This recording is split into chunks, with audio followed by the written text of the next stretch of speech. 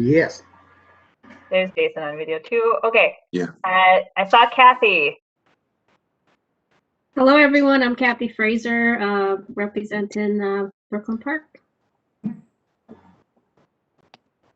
not sure if Corey's on, but Corey. Yes. There's Jason on video too. Okay. Yeah. I saw Kathy. Couldn't make it tonight. Hello, everyone. Craig. I'm Kathy Fraser, representing Brooklyn Park. Mr. Chair. Not number sure if Corey's on, but Corey. Hi, everyone. I'm Jason, There's Jason on representing video. Robbinsdale. Okay. Yeah. I saw Kathy. Couldn't make it. Hi, I'm Gene. I'm Hello, representing everyone. I'm Robbinsdale as Kathy well. Fraser, representing Brooklyn Park. Scott. Hi, Scott Bourne, Golden Valley. Not number sure if Corey's on, but Corey. Hey, all Felipe. Hi, everyone. I'm Jason, Valley. There's Jason on video. representing Robbinsdale. Yeah. I saw Kathy. Couldn't make it. Hi, I'm Gene. I'm Hello, representing everyone. I'm Robbinsdale as Kathy well. Fraser, representing Brooklyn Park. I did see Peggy Sue. Scott. Hi, Scott Bourne, Golden Valley. Not number sure if Corey's on, but Corey. Hey, all Felipe. Hi, everyone. I'm Jason, Valley. There's Jason on video. representing Robbinsdale. Yeah. I saw Kathy. Couldn't make it. Hi, I'm Gene. I'm Hello, representing everyone. I'm Robbinsdale as Kathy well. Fraser, representing Brooklyn Park. I did see Peggy Sue. Scott. Hi, Scott Bourne, Golden Valley. Not number sure if Corey's on, but Corey. Hey, all Felipe. Hi, everyone. I'm Jason, Valley. There's Jason on representing video. Robbinsdale. Yeah. I saw Kathy. Couldn't make it. Hi, I'm Gene. I'm Hello, representing everyone. I'm Robbinsdale as Kathy well. Fraser, representing Brooklyn Park. I did say Everybody, Adam Hutchins. Hi, Scott Bourne, Golden Valley. Not sure if Corey's on, but Corey. Hey, all Felipe. Hi, everyone. I'm Jason, Valley. There's Jason on representing video. Robbinsdale. Yeah. I saw Kathy. Couldn't make it. Hi, I'm Gene. I'm Hello, representing everyone. I'm Robbinsdale as Kathy well. Fraser, representing Brooklyn Park. I did say Everybody, Adam Hutchins. Hi, Scott Bourne, Golden Valley. Not sure if Corey's on, but Corey. Hey, all Felipe. Hi, everyone. I'm Jason, Not here. representing Robbinsdale. Yeah. I saw Kathy. Couldn't make it. Hi, I'm Gene. I'm Hello, representing everyone. I'm Robbinsdale as Kathy well. Fraser, representing Brooklyn Park. I did say Everybody, Adam Hutchins. Hi, Scott Bourne, Golden Valley. Not sure if Corey's on, but Corey. Hey, all Felipe. Hi, everyone. I'm Jason, Not here. representing Robbinsdale. Yeah.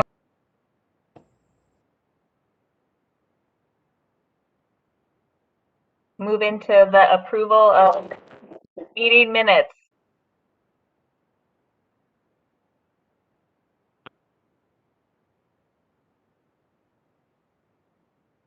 Motion to approve the minutes. Second the motion. All in favor? Yeah. Hi. Hi. Hi. I don't think, I mean, we don't have to like technically do a roll call unless there's a lot of people dissenting on approval of these minutes. Yeah, and hopefully we wouldn't be disagreed about the minutes. Like we'll write them in a way that everybody's cool with it. Okay. Cool. Sorry, I just muted myself real quick. We had people come to the door, dog barking, chaos. So with that, we have kind of the three main agenda items. A little bit of a schedule update, kind of a LRT systems overview, and then a little bit about the anti-displacement working group. So kicking it off to Dan to start us on a little bit of a schedule update. Thanks, Sam, and good evening, everybody. Happy to have you here with us tonight as we talk a little bit about next steps and what we're going to be doing over the next number of months. So I'm going to be up in these two. I'm going to be up in these two top boxes that you see on the screen today, talking about how we're pulling together our project goals and criteria for evaluation over the next several months, and kind of the technical work that we'll be doing around right-of-way and stations and engineering analysis, the technical work around doing and working on these alignment alternatives. And then Sam's going to talk a little bit about anti-displacement and community benefits in that area down there.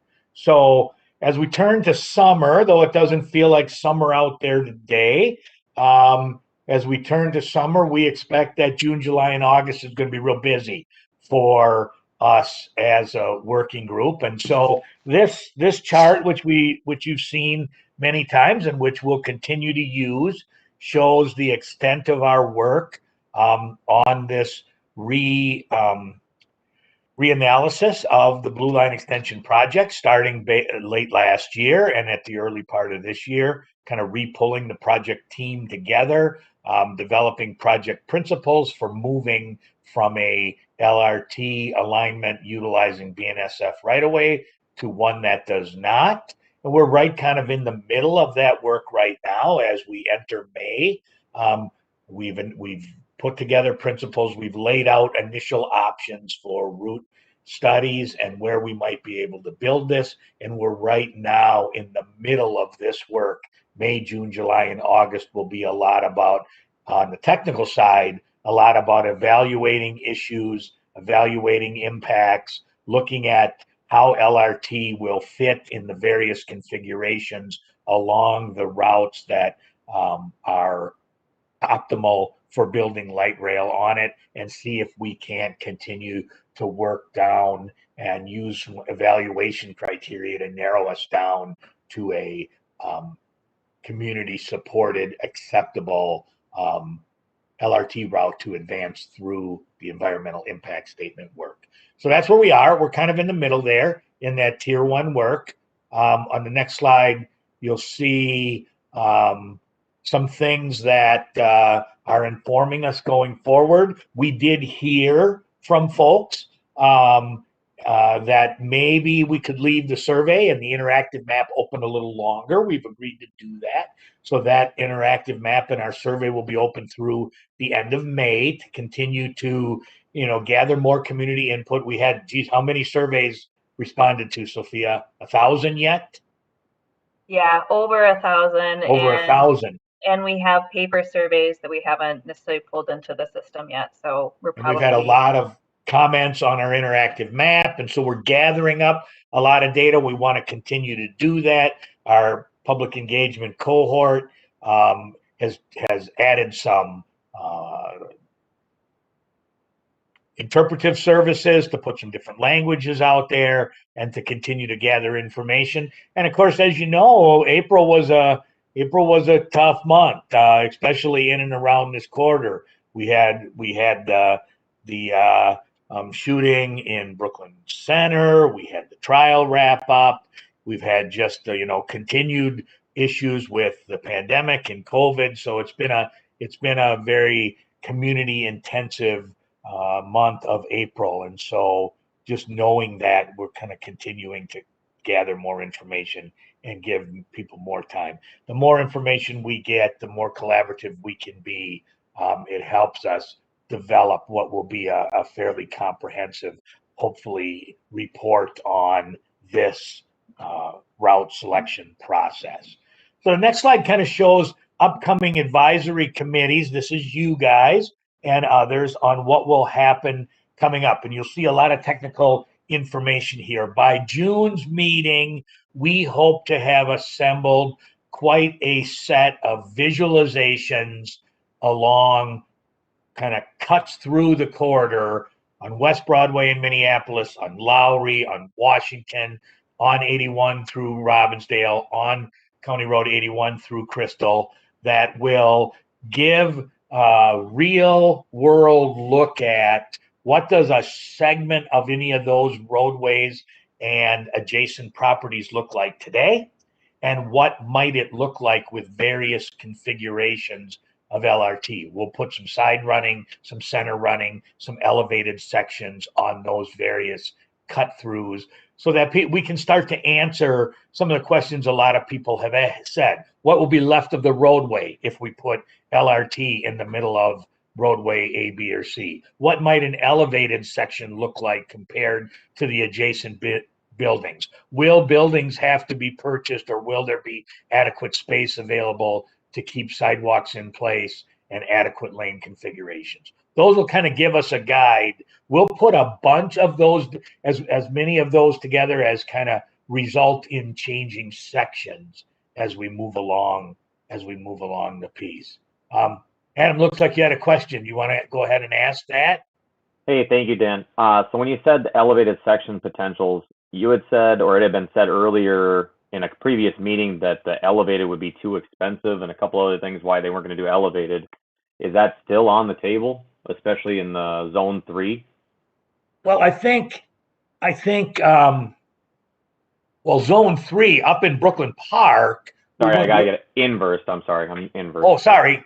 Zone 3 being, sure. I mean, I think it is, Adam, one of the things we want to at least see. Sure, it's a lot more expensive, but is it really? What do we gain from it? What is the benefit of putting it up? So one of the things we'll be able to see is what's the footprint of an at-grade LRT versus what's the footprint of an elevated section? Because it's not 30 feet versus 0, right? Yep. I mean, there's still peer support and things like that. Also, where do stations go? How do people access them? I mean, so we don't want to necessarily take any of that off the table. At some point, you do a cost-benefit analysis and say, are we really? Is this the right context to do? Is this what we're looking for here? Do we really want that alternative? So cost will be a evaluation criteria, but it won't. But I don't know that we'll necessarily take it away. I might not say the same about tunnels. Tunnels can be very expensive. And then other thing we're going to do some research on, and might as well just talk about this now, is, building a tunnel, assuming you're not direct boring this thing, what does a cut and cover tunnel take up in terms of space just to build it, right? I mean, we might be all the way building face to building face just to move utilities around and build it. And then, what those costs are significantly higher in terms of both operating costs and construction costs. And so those discussions will be ongoing. The one thing that a city council person in Minneapolis had brought up is if elevated is going to be conceptually drawn, could we have some sort of green space? So say it went center running elevated down either Lowry or Broadway, could there be a green space, bike lane, pedestrian friendly corridor directly beneath it? Could that be in the concept drawings? Sure. So, no, we won't put that necessarily in the, we'll these will be more spatial, not final design. Okay. But I can already think of the questions. What is the reason you're elevating it so you can save more street? Well, then to not have the use of the street underneath, or is it because of safety? So all of those things will be part of it. That what the end result conditions are will be based on kind of both traffic conditions plus community input plus what people really want to see in terms of what this end result corridor looks like. Thanks for that. Appreciate it. Dan, can I say something really quick? Adam, I know it's come up a lot in our conversations around Robbinsdale. People have asked a lot about elevated tunnels. And so I don't know if our conversation spurred that, but I know from a city standpoint and a lot of residents have asked about what about elevated options? And I think that was at least in area 2 was definitely a lot of the feedback was just around what does that look like? Can we see something like that? That's correct, Jason. That was part of that spurred it. We also had a meeting with city council last week. Adam mentioned city council. Councilmember Ellison talked a little bit about what about the potential for some elevated. We've been getting those questions. Yeah. That's, but we'll look at it. We'll look, what is the footprint? What is it? How does it feel in terms of the context of what's adjacent to it? How would we serve stations? What happens underneath it? All those are questions that we would talk about. Yeah. I think people see that elevated portions of the Green Line expansion because there are so many precast elevated girder systems and flyovers and stuff like that. They wonder, price is obviously the issue, but we just don't. The question has been asked of me, why can we afford it on the Green Line expansion run and not in North Minneapolis? That was an explicit question. That's a good point, Adam. And we definitely, the first cut is that what's the right way to go in terms of best serving the community? Because I will say, and some people will agree with me about this, I have seen operate ridden on and been part of constructing a lot of miles of at-grade street running LRT. And my own personal opinion is I think it works. I think it is, if built correctly, I think it fits into the transportation system fine. And so, but that doesn't mean that that's the only choice of what there is to build. Hey, Dan, this is Gene. I have a question. Specific to Robbinsdale, let's just for the sake of talking say that there's going to be an elevated through Robbinsdale. Okay, so what about accessibility? Because is there going to be a parking space? I know this is premature, but I'm more concerned about accessibility. So can you address that if it's elevated through Robbinsdale? Accessibility to the line itself? Yeah. Well, so we have to have a way to get people to it, right? And so now you get into where is it? If it's center running LRT and you don't have skyways that come from the side over the road, then you've got to have a way to get to it from the center of the road, which means you're building elevators out in the center of the road as well as steps. We know, I mean, if you go to Dallas has got some beautiful elevated sections with these really nice outdoor escalators that go right up. We can't build outdoor escalators in Minnesota. That just doesn't work, which means we're stuck with stairs and elevators or somehow getting across from elevated sections. So will it have to be fully accessible? Absolutely. Do we know how we'll do it? Highly dependent on where is it located, center running, side running, against the street, how will we get people to it? So Dan, this is Catherine. I have a quick question for you. And I think I asked before, is there no possibility of doing West Broadway and Lowry? Together, both projects? Well, I'm not sure why you're calling it two projects. It would be sorry, LRT on both routes. Is it possible? Yes. Is it financially feasible? That's not a question for me to answer. I don't know that. I think one of the problems, Catherine, is with regard to ridership, they're awfully close together to justify, from a ridership standpoint, the cost of building both that serve not exactly the same, but very close proximity to each other. So I think the likelihood of LRT on both corridors is probably very, very small. Okay. All right, because we want economic development for West Broadway and for Lowry, and that's why I understand. Yep. Both corridors. And just to the elevation point, we've already discussed elevation when we were talking about Van White and the possible negative impact it would have on at grade businesses. So that's another aspect we would look at when we're talking about elevation. Also true. So this discussion we're having, while it's wonderful and robust, it's like 1 month too early. Okay. So we're going to have some exhibits, we'll have some drawings, and we'll dig deep into all these things. I think, Gene, your question about accessibility and questions about how to access it and impacts to adjacent properties, all part of what we want to do as we move through in June. Dan, I was just also going to offer up too for the group here today. Nick, when we get to Nick's presentation, we'll talk a little bit about what that looks like on the existing system. So know that you probably have further questions, but we've got some pretty good pictures of the existing system when we talk about this too. So just know that that's also coming up in a few slides. Another thing that Sam's is saying to me very quickly is, Dan, if you don't quit taking questions, you will engage with everybody and 2 hours will be over and it'll feel like you just had a good discussion, because that's kind of how I roll. So people need to keep me on task. Thank you, Sam. We do have a bunch of stuff we want to share. Well, the other thing we're going to do in June is start to bring to you guys and our other groups some of the things we want to use to help start to evaluate these various corridors against themselves and the viability of building it and each other. And so we'll start kind of laying that on, and then, what are other quantitative or qualitative things that you folks think are good ways to look at these alignments and routes against each other.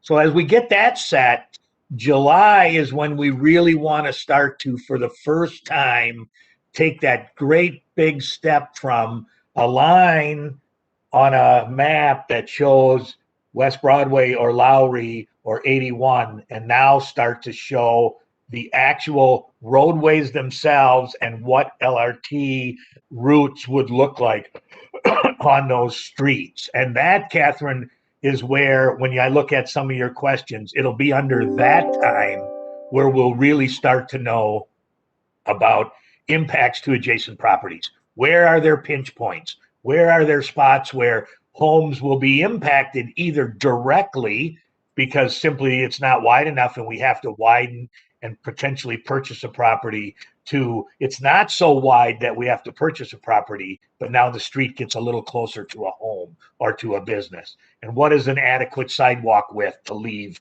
in the after condition? How many lanes do we need? Where do we need turn lanes? Where do the stations go? All of those specific details will tell us a lot about potential right-of-way impacts and where we can, we may say, listen, there's enough impact here that instead of having businesses or residences on two sides of a road, impacted 3/4 each, maybe we will move the alignment over and save one completely and impact just a building on one side. And then which side does that make sense on? And where is there development happening versus not new development? And how do we also not completely wiggle this thing through the corridor, but kind of provide a uniform alignment and route through there? All of that will be, so I see us in July rolling out maps either in person or virtually, and really starting to roll up our sleeves on what these pieces can look like. And that's going to be real exciting stuff. That'll be good fun. And then as we move into August, that doesn't happen in 1 month. Look at a map and we're done.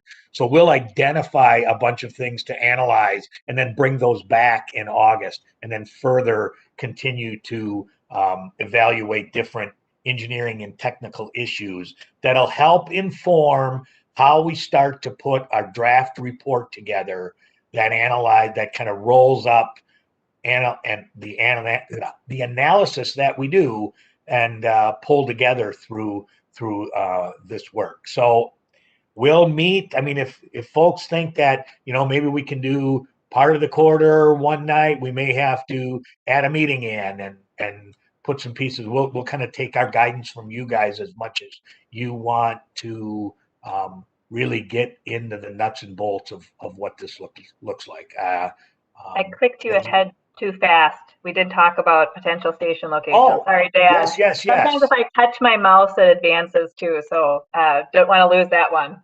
Yes. So that is, July will be starting to say how many stations, how many is too many, how many is not enough, where are the key destination points, how do we make sure we're not stopping every block, but at the same time we're serving, responsibly the areas that need service. And station locations can become quite a detailed piece. We spent a long time with stations on Central Corridor, and we've got a lot of success happening around stations along that alignment. And so they can breed very successful opportunities in the future. So, and then as we get through the summer, we'll start to get our report pulled together and start to work with our groups about how this happens. So, Catherine, what are you saying about how many cars on the trains? Don't get me started, Dan. We said we weren't going to go any further. So okay. That will help determine what those stops are, depending upon how long the train is. We'll be designing everything for 3-car trains. Which is about a city block. So because boy, if you go to longer than 3-car trains, you got to close a lot. First of all, you can't operate downtown because you'd be blocking every intersection. But we're not going to design them for 2-car trains because then we're building them bigger in the future. So. You're getting him into my presentation, Catherine. You know that. So, Sophia, I'm going to turn this over to you to talk about community input, but I'm very excited for what'll be. I mean, this group is really fun to engage on these topics with, and we'll have some robust and exciting discussions in the future. Yeah, no, we actually, while we try to keep things moving, we also really, really appreciate the discussion and the questions as they come up. So, anyways, kind of continuing along, just so I hope everybody's kind of seen a little bit, even if it's not 100% clear, that, you know, as we are getting feedback from the community, we are trying to bring forth what helps push these questions forward and answers what's going on. And while we will, you know, take kind of official comments through the end of May, doesn't mean that we're not already looking at and analyzing and talking about what we're receiving and, you know, kind of bringing that forward. And so, you know, I hope kind of as our schedule shows and what Dan went over a little bit is that some of those things that we're trying to answer through the summer are the main things that people have asked us or brought up in terms of, you know, what could this look like in my community? What are these impacts? I can't really make a decision until I know. Let's talk about them, you know, et cetera, et cetera. What about, you know, an elevated section? You know, so we don't want to, as that stuff comes up, we don't want to not address it, right? We want to bring it forth and discuss it. So that is what we hope to accomplish in the summer. And so right now, you know, one of our open questions as we released West Broadway and Lowry was, are we missing anything? You know, does this feel right? Should we have taken a look at other things? And we've heard, you know, little pieces and suggestions here or there. There hasn't been, you know, like any kind of overwhelming suggestions, but stuff for us to definitely respond to and specifically. Analyzing suggested station locations, got a lot of that. And then community issues and opportunities identified by the community. So that can be, we've just gotten over the last few days about almost 100 comments on the map, interactive map that identify specific community assets. You know, so whether they're cultural destinations or businesses owned by, you know, specific communities or things like that. So we're looking at that, we're putting it together. And then the project goals really help us then bounce off that evaluation criteria.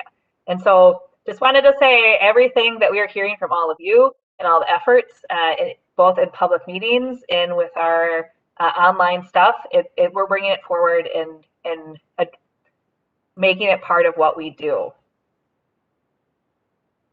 I would be remiss this month to not highlight some pretty awesome events that many of you on the call helped us put together.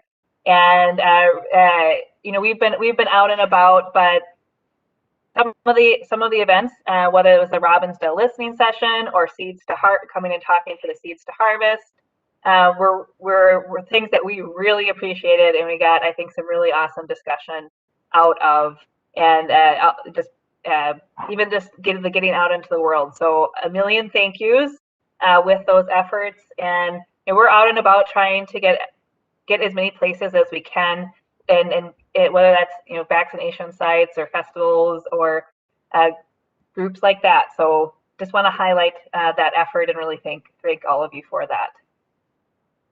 We're starting to plug in our May calendar. This list is really going to grow.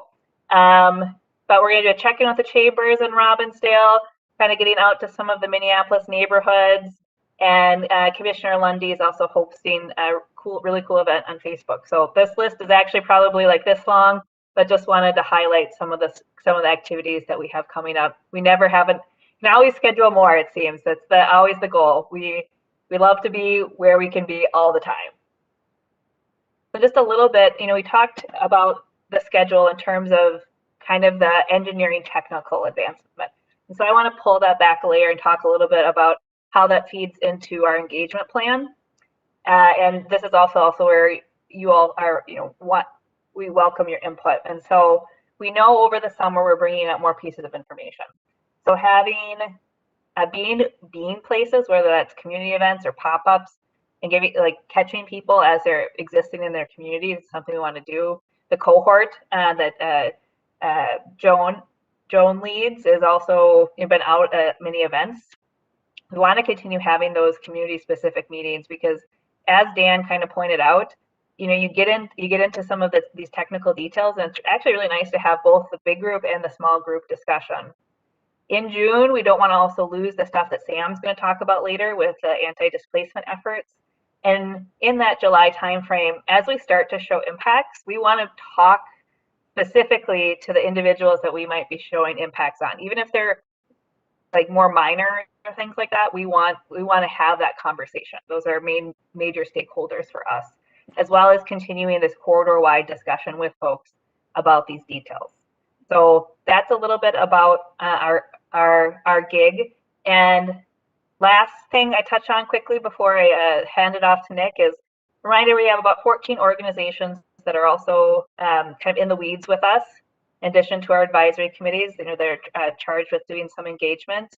And just specific to the cohort, some feedback that we've heard is what Dan acknowledged before. Just April had a lot of stuff going on, whether that was attacks on our Asian community to a whole set of trials and whatnot, and all that kind of stuff.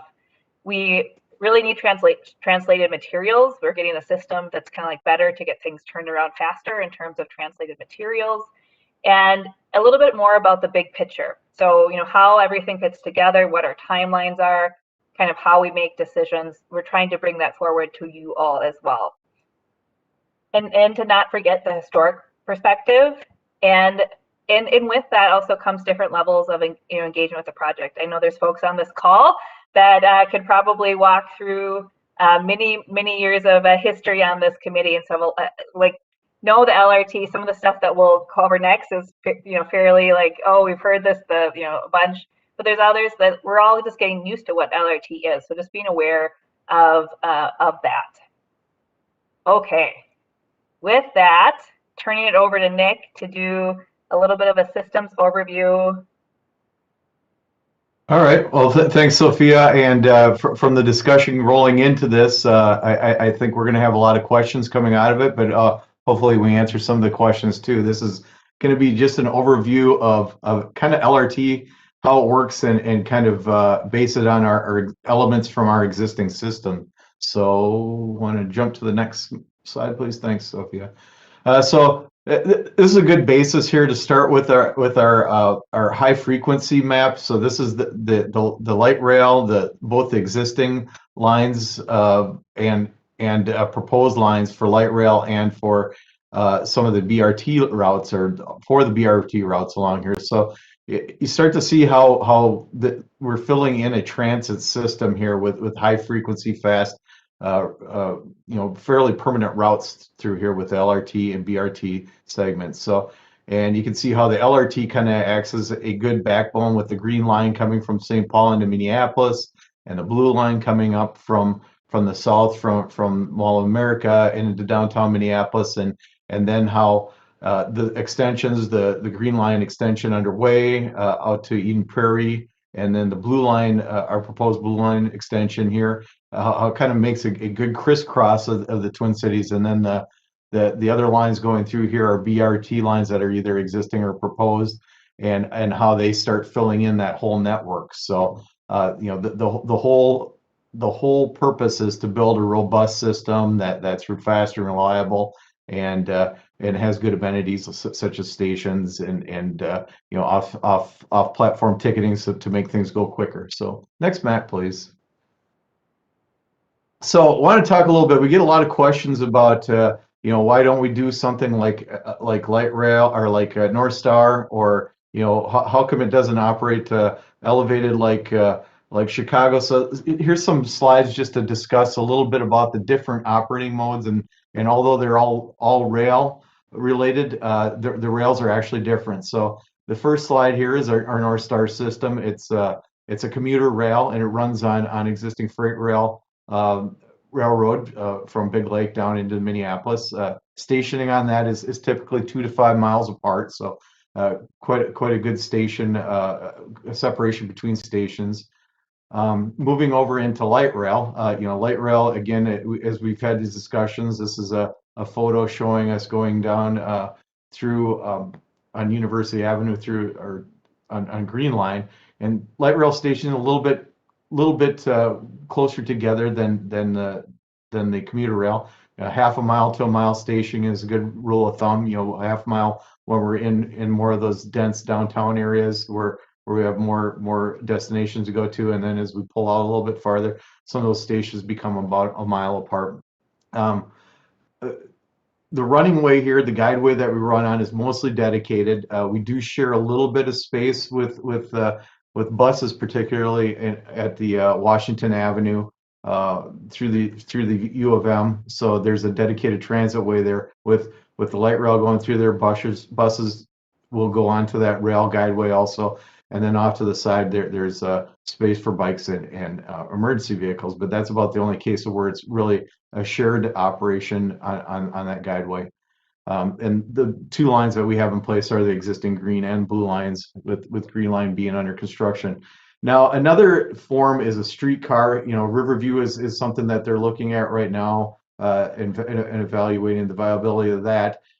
With streetcars, it's getting closer to a more like a bus system. Although it's on rail, it's mixed with traffic, so it's going through the traffic lanes. The vehicles may be pretty much the same vehicle as a light rail vehicle, but then they have to start putting different safety elements onto them, like brake lights, because they're running in traffic that a light rail doesn't have, a light rail vehicle doesn't. Station spacing is a lot closer together. Typically a quarter mile to a half a mile, because you're more in that downtown, more dense area running with this. And then as we roll over, we have a photograph. This is not our system, but this is a picture of the L in Chicago, where this is heavy rail. Heavy rail it has the third rail for electrification to power it. So they take it. It's either usually a subway or elevated up. So there's not that chance or the hazard of getting that third rail, vehicle or people in it. And like Dan said, I think Dan mentioned too, our light rail vehicles are when we have a 3-car consist together, so that means 3 cars joined together, they're meant to fit within a city block. The length is about 270 feet, they're 90 feet each. Where heavy rail, they'll stick a lot of cars together because they're moving a lot of people, like New York or Chicago. And some of those consists are well over a block long, 400 to 500 feet long. So when that train would stop at a station, it's blocking multiple intersections, so that wouldn't be a good thing. So hence why it's elevated. Let's move on to the next slide. So I think, Catherine, hopefully this will get to some of your questions out there. Right now, our light rail system operates from about 5 a.m. in the morning till midnight, so we do not operate 24 hours on that. Some of that is backed down a little bit from COVID service, with reduced service through there, but also they've backed down, not to have full 24-hour service, so we can actually do maintenance and repairs on the system and get out there and work on tracks and some of that downtime and take care of things that's hard to do when there's trains operating there. So our operation now for Blue Line is going to be to connect to Brooklyn Park, Crystal, Robbinsdale, Minneapolis, and from Minneapolis, it's the Blue Line extension. The Blue Line goes all the way down to Bloomington, the Mall America. So, this project right now has been identified. We are moving forward that this is a light rail system. So our hours of operation frequency. So during rush hour, I already talked about the 5 a.m. to midnight time frame, but during rush hours, 6 a.m. to 9 a.m. and then in the evening from 3 to 6:30. We run on 10-minute headways, so those trains are coming through that station every 10 minutes. So if you don't have to worry about getting that exact bus or express bus that has very limited hours. It's running every 10 minutes. So if you get to the station and you've missed a train, another one's going to be coming through in 10 minutes, and you can get on that. When we have later evening, weekend, or holiday hours, sometimes that service will be back down to 20 or 30-minute headways. Our fares are the same as on light rail as our bus services. Our regular transit buses. So a $2 fare non-rush hour, and at rush hour they're $2.50. When you get a ticket, it's good for 2.5 hours. It's transferable, so you can go from a light rail to a bus and vice versa. And then there are reduced fares for youth, senior, and Medicare card holders. So next slide.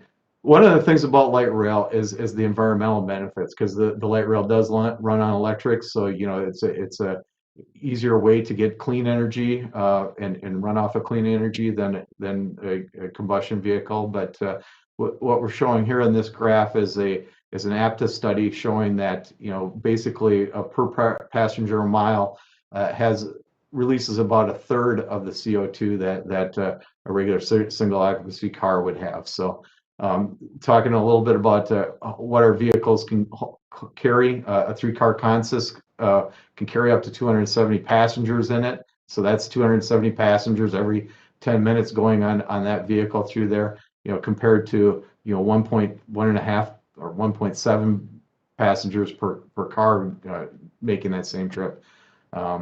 So and it does encourage sustainable land use, you know, around the stations. It starts bringing development into these high frequency transit ways.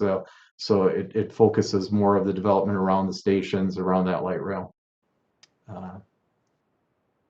Let's talk a little bit about how we operate. So there's a couple pictures here and some of the tracks and maybe get a little bit more into your question, Catherine, about express trains. So how we operate again on a dedicated guideway. So in some areas where there's a lot of traffic, you know, for instance, the downtown area, we run on embedded tracks. So that's the rail is embedded into concrete around it.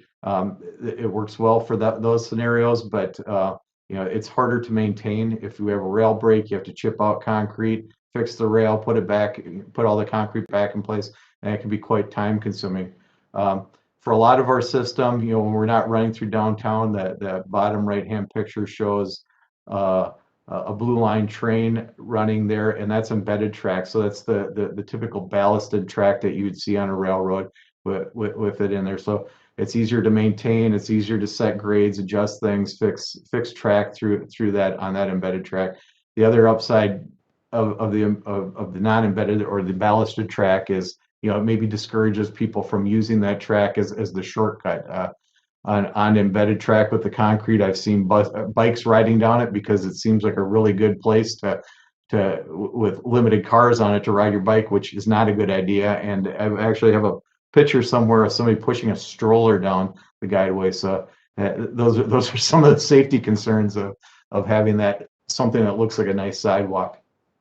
Again, the picture on the right-hand side shows overhead electric line. That's what the trains run on. They need to be in contact with that overhead catenary system to run. That's what runs the electric motors of the train. And then we should talk a little bit about too that we're in, as we're talking center running here. So this is University Avenue. What we find best for operations, and we should reiterate what Dan said too, is really at grade seems to serve our customers best. The train is right there in the community. It's easy to get to the stations and from the stations and across with limited infrastructure. You know, that we don't have to have elevators and stairs and to try to get to it. It's conveniently we put safe access into the stations or crossing the tracks in dedicated areas. But center running seems to work best with traffic because the train is running with that heavy through movement of traffic. So as the train's going through an intersection, that through traffic can go with the train and operate with the train. So it helps with traffic systems. Now, I think the question on the express train, because we're on a track, it's really hard to. We don't have a lot of switches or crossings, you know, so you can get around a train. So really, it's operationally it's not functional to have an express train because it would need to get around the trains that are already on the track, and it would save a little bit of time, but I'm not sure a lot. I mean, typically a train has a dwell time of about 30 seconds at a station. So they're usually in the station, they pick up the passengers and go pretty quickly. Next slide, please. So this slide is side running, which we have in the system also. This is a slide showing blue line along Hiawatha Avenue. And I think one of the big reasons that this was side running is Hiawatha Avenue was built before light rail was in place, but the right of way had been left over by MnDOT for transit through this area. So it's probably one of the bigger reasons it's side running through here. It does work well in certain places, but it tends to, maybe compete. It adds another more phases to a signal system, so it can slow down the traffic in the intersections a little bit more than a center running. Next slide, please. Some of the stations that we have out there. So our preferred station is a center shared platform station. So it's one station that takes care of both directions of travel. So if you're getting on a blue train, whether you're going east or west or north or south, you would go to that one station platform and get to the train that's going the direction you need to. And it's helpful when we're doing repairs on the line, or sometimes we reverse run so we can switch the direction of travel on those tracks if we're doing maintenance on another track. And so we can keep sending the customers to the same place. Now, a split platform is an example of quite a few stations we have along Central Corridor. And in this slide on the right-hand side, you can see on either side of the intersection is a station for either eastbound or westbound. So that this helps with when we're limited or constrained on space, or you need to get traffic movements in their left turns in this instance. That helps get into that limited space a little bit better. But you can see if somebody goes to the wrong station and they need to go to the other side, they got to make quite a few movements to get over to the right side, to the other side, the other platform that they need to be at. Next slide, please. You have some questions in chat, Nick. Okay, let's stop and take a look at these here. So You have one about the kind of just the time and lessons learned from needing to stop at lights on green line. Was the first one. That might be a Dan Solar question, or a resident traffic engineer, but I'm not sure if we have an exact time that we stopped at lights. But the trains are meant to, we have predictive priority on them. So the trains, for the most part, should go through a signal when it's green. So we shouldn't be stopped at a lot of red lights. And when they're at the station, there's a there's a system that kind of lets the train know, the signal know when the train's leaving the station. So the timing of the signal should be green as the train's coming through the intersection. But Dan, yeah, I mean, when we opened the green line in June 2014, I'd spent many years getting ready for opening day, and then all of a sudden here we go, and we had all this technology out there, and we were stopping at like 3/4 of the traffic signals, and causing a lot of delay, especially, as you know, those routes, the traffic signals are right upstream from the downstream platforms. We were stopping at red lights and then going into the station platform. Now, we were never meant to have true preemption where the train was always taking over the traffic signal, but we expected a lot better operation. So we went to work, and over the next 6 months, we made a lot of adjustments into signal timing, and we really utilized what we had out there in terms of advanced detection, where we were starting to we were detecting a train 3 or 4 signals ahead, and then trying to, and better and more accurately predicting when it would arrive, so that the signal would be ready for the train when it got there. And we took it down significantly to now, not always, but the number of stops is significantly reduced. So that's part of what you end up doing with in-street running, is finding, if we can let the traffic signal know in advance when the train's going to get there, and if you can then if that predicted time when it actually arrives is relatively close every time, you can really minimize stops because you can get the signal serving vehicles but ready for the train when it gets there.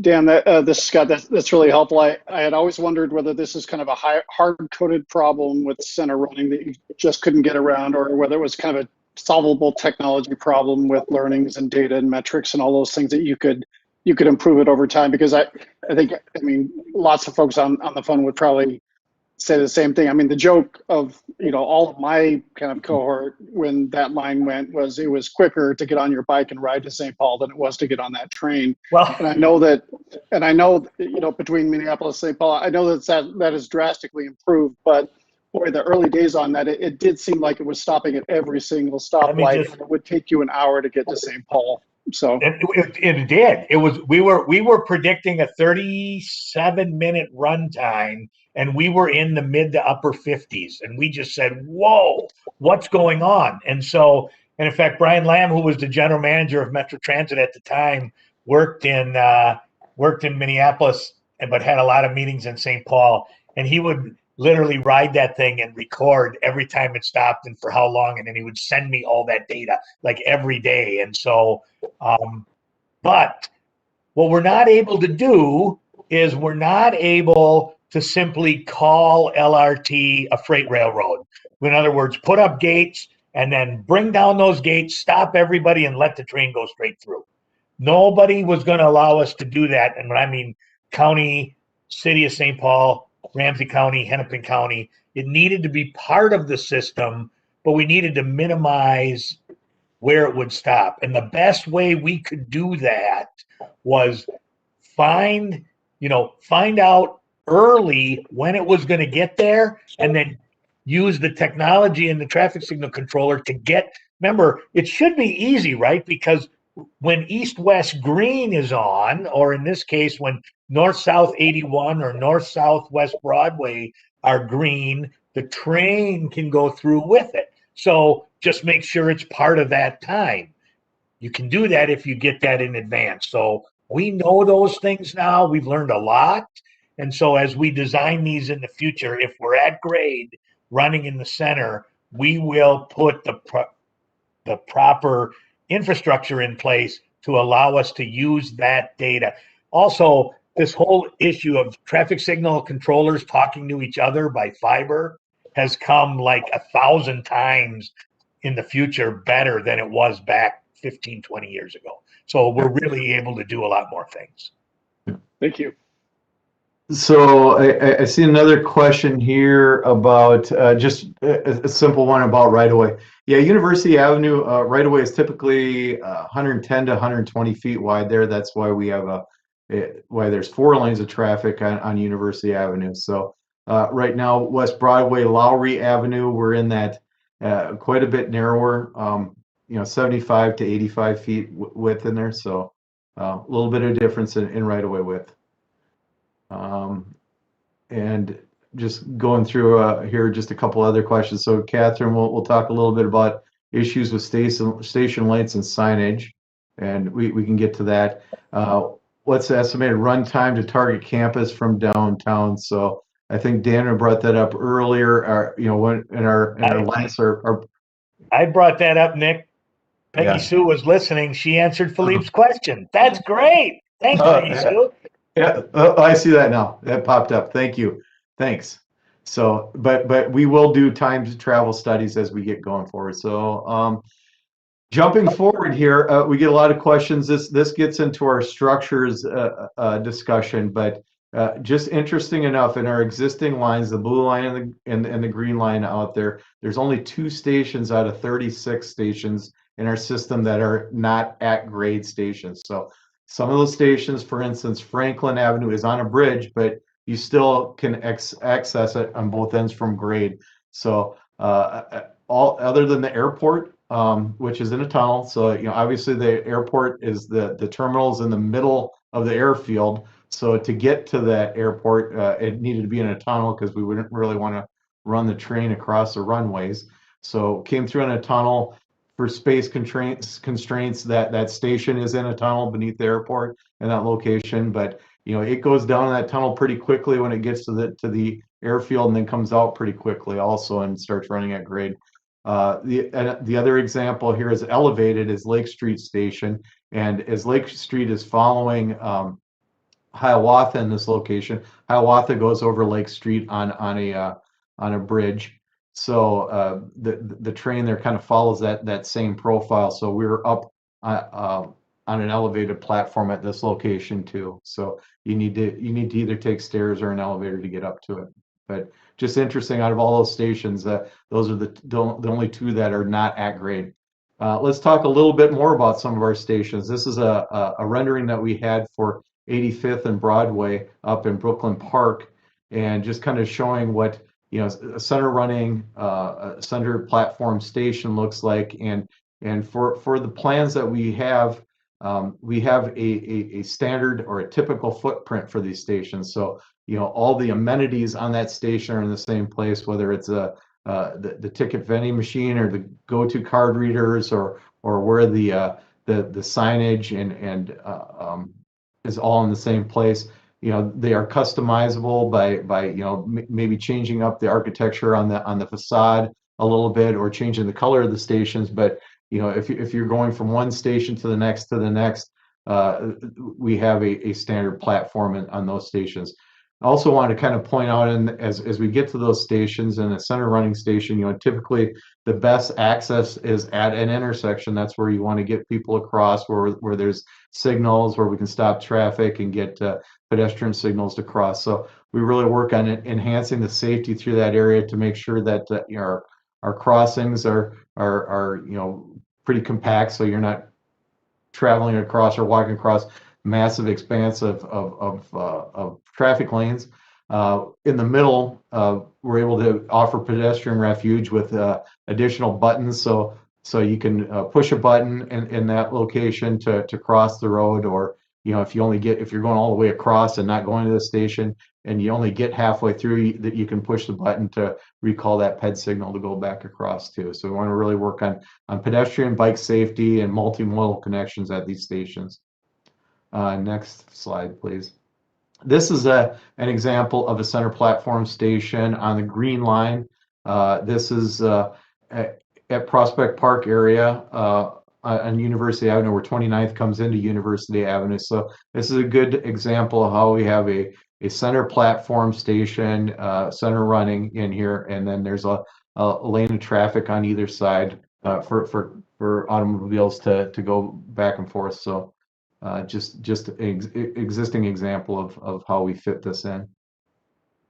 Next slide, please. So here's some other slides to take a look at here. I'm going to go start at the top left and go clockwise around this, but just want to kind of show how we work within context of the neighborhoods around it. So the top left photo shows is at Hamlin Avenue. We're center running there on University Avenue, and Project Pride for Living housing was built at about the same time we were finishing up construction with the Green Line there. So we worked with the developers on that to coordinate their development and utilities and how it fit within the context of what we were building through that area. The top center photo is University Avenue, Washington, or University of Minnesota, Washington Avenue, where the train is going down Washington Avenue. And this is a good example of how we had to mitigate for traffic. So folks may remember prior to Green Line being in there, University Avenue through the campus was pretty much gridlocked going through there during rush hour. It was a little bit hazardous as a student crossing the road through there to, you know, get across traffic and dodge everything coming through there. Well, with running the train through there, that's now a transit mall. So buses and trains run down there. There's bike lanes that go down there, and emergency vehicles can go through. But it's a lot more pedestrian friendly now for folks, especially the high volume of pedestrians going through there through the middle of the campus. But to do that work, we had to mitigate for that traffic, to bring them around the campus, to bring all the vehicle traffic coming off the Washington Avenue Bridge around the campus to still be able to get to where they're going to, but off of Washington Avenue. And that's been a pretty successful project, or element of that project. Top right-hand side is center running through a residential area. This is very narrow right-of-way through here. It's Minnehaha Avenue over by the VA.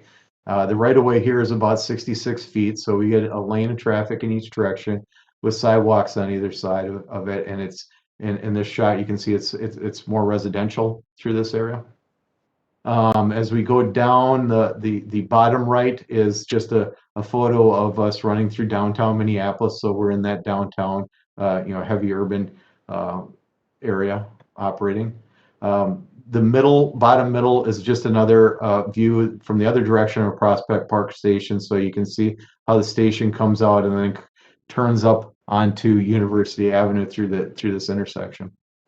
And then the bottom left here is just a good photo showing University Avenue at Victoria and the station located in that area. And you can see that this is more of a residential area on University Avenue. So just different places and how we operate and run through there. So it's really meant to be a higher overview, but just kind of talk a little bit about our existing elements and in our existing system out there and answer some of the questions you have and maybe cause a lot more questions. So any conversation or questions?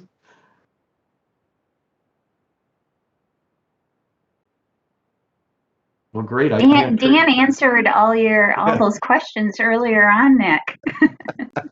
Well, this group will have more. I know it. So I know.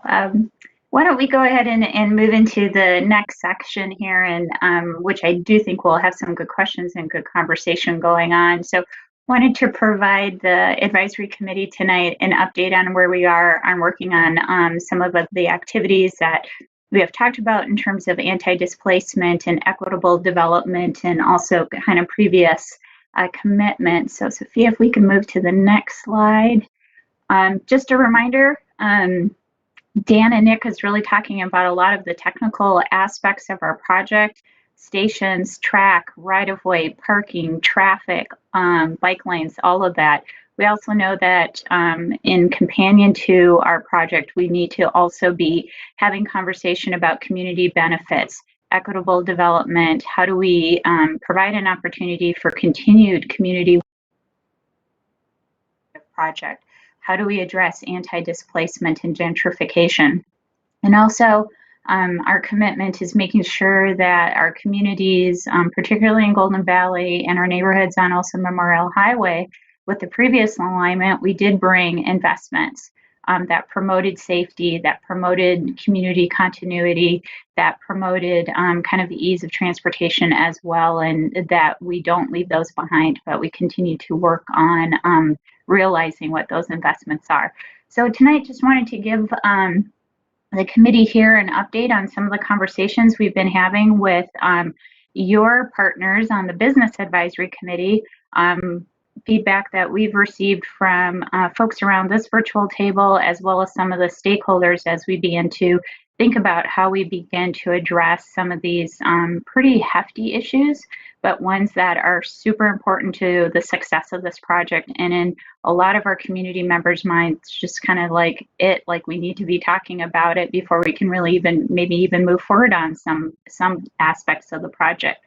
So as we spoke in April and shared with you, we understand that us at the council or our partners over at Hennepin County, sometimes we bring a little trauma and baggage to some of these conversations, and really, are we the best folks to lead these discussions? And folks have really confirmed with us is we really need to bring a third party in, one that can facilitate the conversations, help us navigate the conversations. We are definitely a participant. We are definitely an implementer. We definitely need to support the work, but we shouldn't be leading it. So I think that has been confirmed from our community members, that a third-party facilitator that also is a bit of an expert or a subject matter expert about community wealth building, anti-displacement, gentrification, things like that, can bring context to the conversation, both locally so that they're grounded locally in our experiences and what has worked, what has been positive, what we need to continue to work on, what are the tools that exist, and then also can potentially pull in some national conversations as well from other areas. We understand, and we heard it a lot over actually in a few meetings this week, is that there is a strong interest to convene this work as, convene this working group as soon as possible. We understand for some community members, you know, they want to know what we're doing about gentrification and anti-displacement before they can potentially even weigh in on a West Broadway or a Lowry. So we're hearing that, and we're trying to work as fast as we can. So I'll talk a little bit about what those next steps are. We had shared with you in part of your packet of what Sophia shared with you last night are some examples of what definitions could be around displacement. So in your packet had the Center for Urban and Regional Affairs. They had worked on a definition with some of our kind of researchers in the area. The Minneapolis Park and Recreation Board, and I don't know, Catherine, if you want to talk a little bit about that too, but there's a definition on what displacement is. We also shared with you a couple of national examples from California and from Austin. And I think if folks haven't had a chance to just review some of that, take a look at that, because Austin actually begins to break down displacement a little bit even more finite in talking about direct displacement, indirect displacement, and cultural displacement.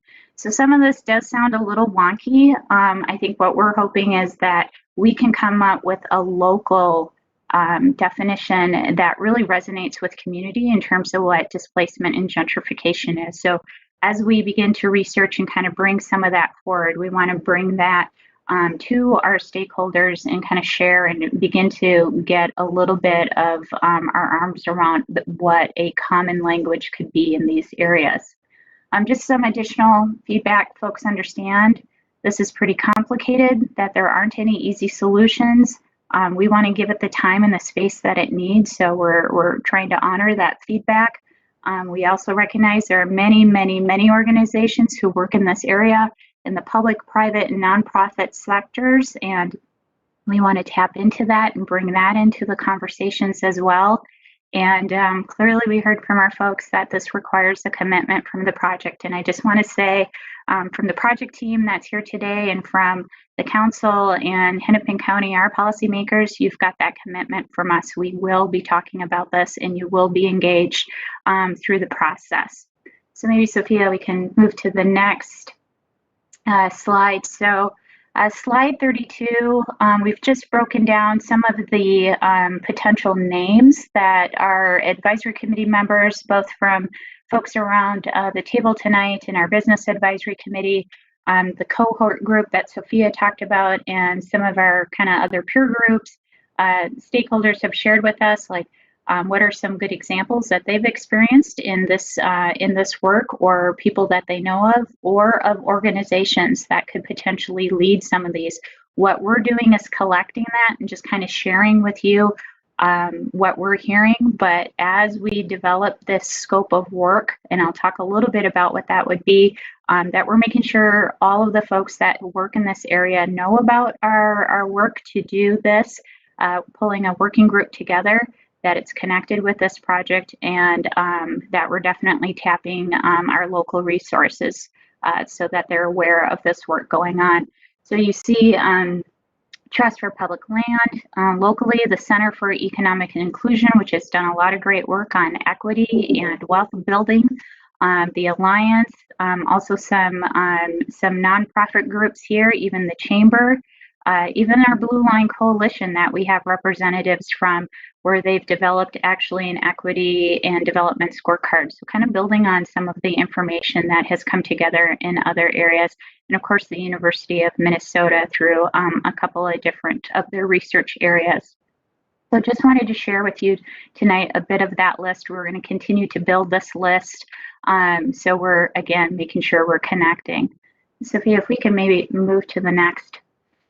So one of the questions we've been getting is like, well, where does this working group where do they do their work and how is it related to advisory committees? How is it related to the corridor management committee and community works?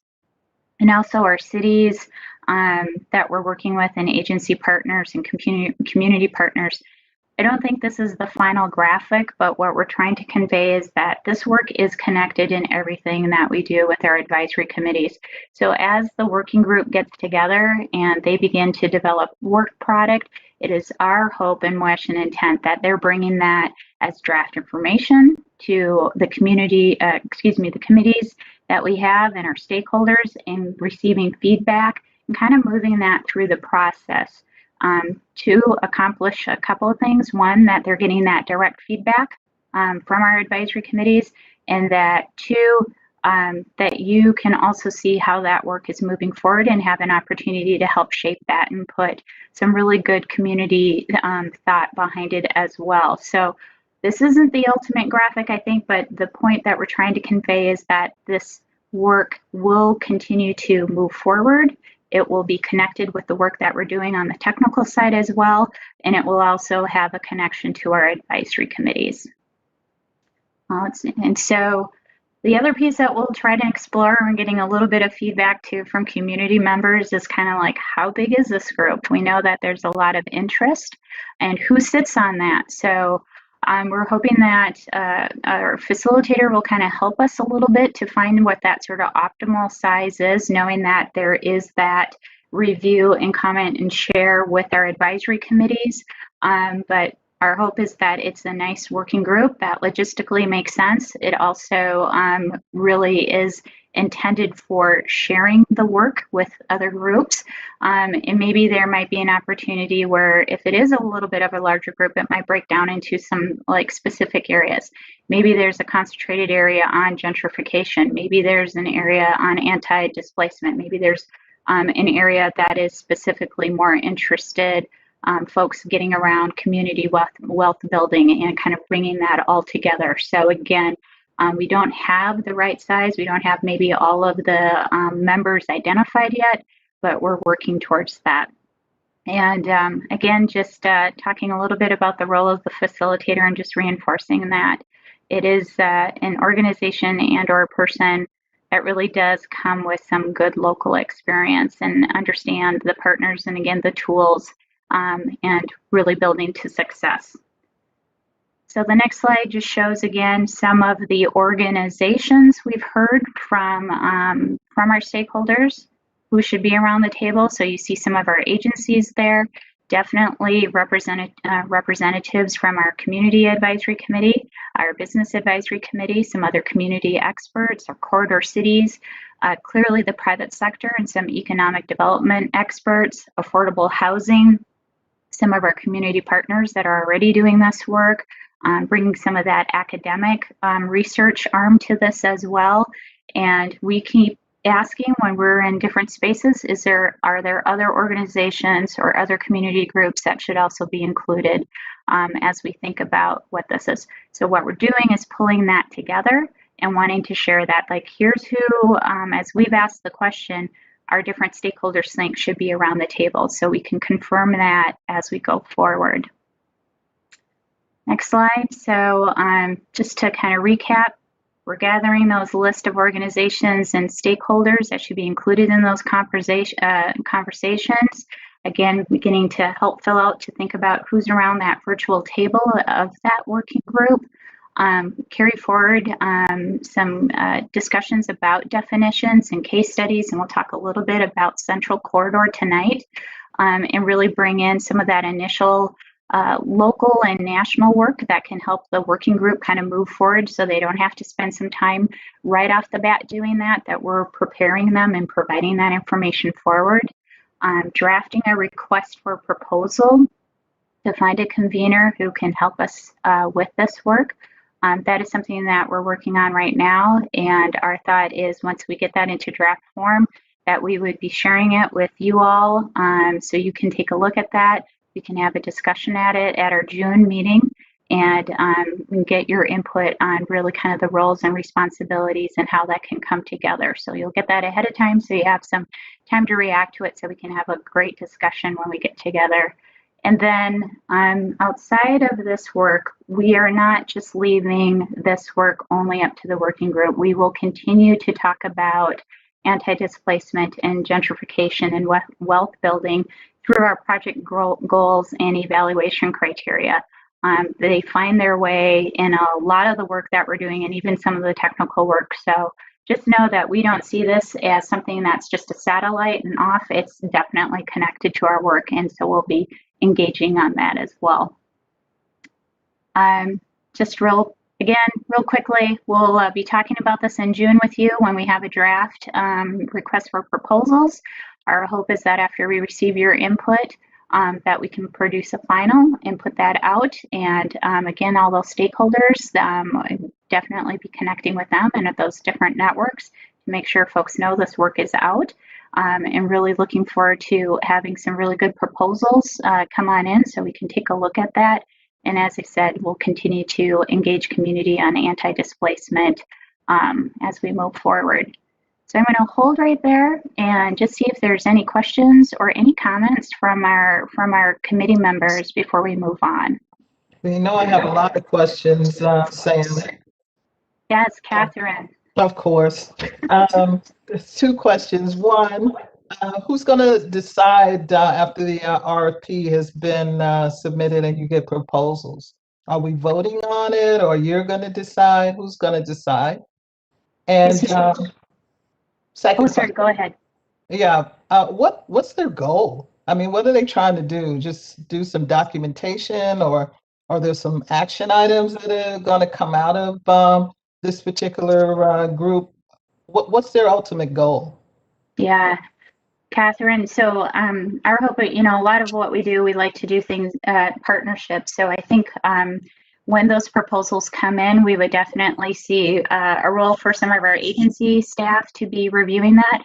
I would totally anticipate and expect that we would have representatives from our business advisory committee and our community advisory committee as well on that review or provide input on that. I think that would be good of us to have. And we would really love to see the world through your eyes on this and receive that input.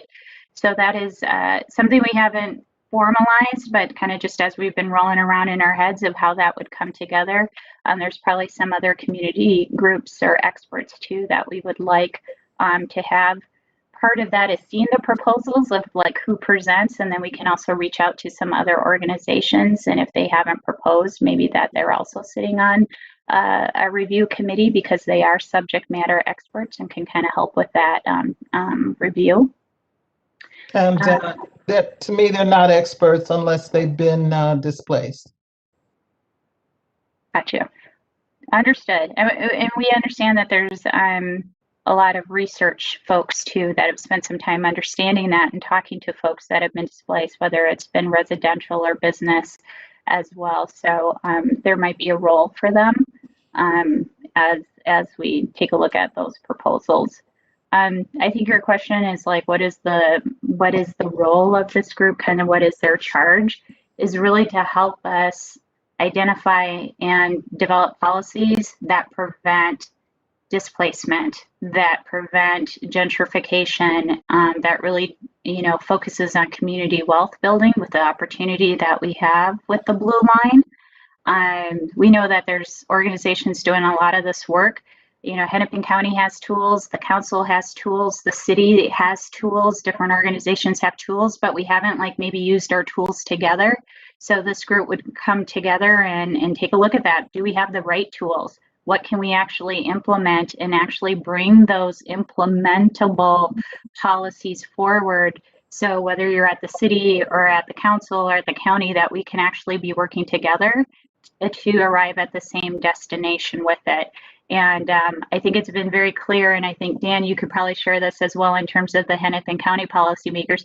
We don't want to study this anymore. We need to get to actual tools that can fit in the toolbox that we can work as we think about the Blue Line and moving forward and building this, but building it in such a way that honors the community's vision for development. Well, I would hope that you would start with at least the premise that some person or some business will be displaced. So we're not going to prevent it. we can minimize it. But if your expectation is we're going to prevent it, I'm not sure if that's a feasible expectation, but we'll see. Good point, Catherine. Understood. Yep. That's it, Catherine? Just 2? Just for now. I didn't For bother. now, okay. I didn't bother Nick, so I mean, I'm usually all over him. That's all right. I know there will be more comments, more thoughts about the work that we're doing, or obviously we'll talk more about this in June when we have that request for a proposal, and I think it will provide that framework of what is this organization going to be doing, how are they going to be doing it, and again, getting your thoughts on what's the best way for us to go about that too. Okay, if it's the pleasure of the chairs, we'll just keep moving on. And just wanted to talk a little bit of some of the questions we've been asked at the business as well as the community advisory committees. Like, well, what has happened with development, and what has been the experience here for the region? So I just want to talk a little bit at a very high level of some of the trends. Couple of points that we've seen on Central Corridor, and also offer up to the group that we could probably spend a week, we could probably spend 40 hours talking about the Central Corridor experience. And we definitely want to have those conversations with you. We would like to bring other voices into this, so we can bring some of the numbers, but sometimes the numbers only mean certain things, and the numbers really need to come alive when you can hear the experience of a business owner, or somebody who lived along the corridor, or somebody who was help organizing to talk about anti-displacement and support. So this is meant to just be a high-level conversation. Our intent and hope is that we can bring some of those folks, so you all can have a conversation with them, and they can kind of share their experience. So just at a high level, when we take a look at our high frequency transit service, so that if you think back to the map that Nick shared that has our light rail system, our ABRT system, and kind of also if you add some of our high frequency local bus service, over the last 17 years, $14 billion in development has been permitted near those transit lines. If you think about that, that's pretty amazing, because that also represents 35% of all the regional development in the last 17 years are along those high frequency transit development, which is great. And a good portion of that, so this represents private investment, public investment, residential, commercial. A good portion of that $9 billion has been located within 1/2 mile of LRT stations. And then when we look at the number of multifamily units permitted near LRT stations, it's over 20,000 units out of 34,000. Now this is for the whole region, so it's pretty exciting, but it also begins to identify that tension that we have about when we make these investments into transportation, that the development pressures also begin to come in as well. So when we built Hiawatha, a lot of development sort of lagged, because one of the reasons is like, well, let's just make sure this region can build light rail. And then once it was open, a lot of the development followed. With Green Line, that wasn't the case. Folks saw that line and they really wanted to be a part of that transportation investment and started building basically kind of right of way. With Green Line extension, we're seeing that right now. We haven't actually placed 1 inch of light rail, and there's over $1 billion investment on that. And with the previous line, and it's what we hear from communities, is folks begin to develop on the Blue Line extension with about $500 million worth of investment. So we begin to see that folks see the attraction, they want to be a part of that.